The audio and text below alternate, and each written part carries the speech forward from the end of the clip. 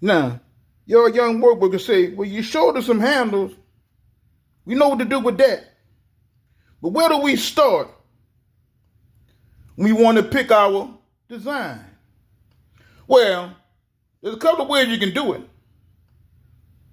You can do like I do and pick a period of time.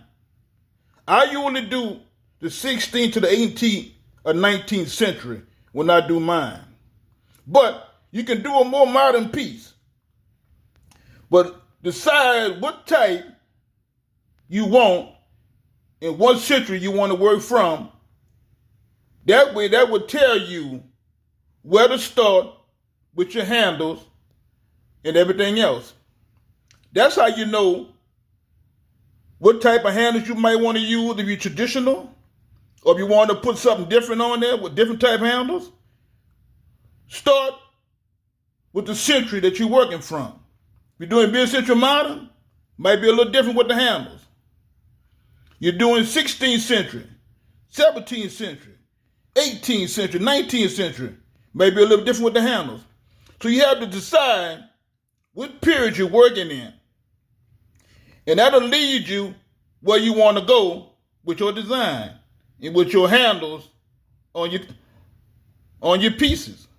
But I usually go period.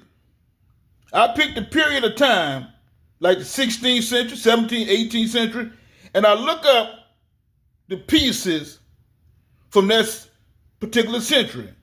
And then I go from there. And I decide what I want to use, those handles or a little more modern handles. But I always do the period first.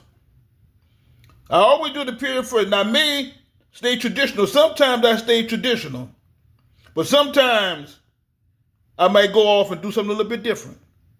But all young woodworkers start with the period. And then you go from there.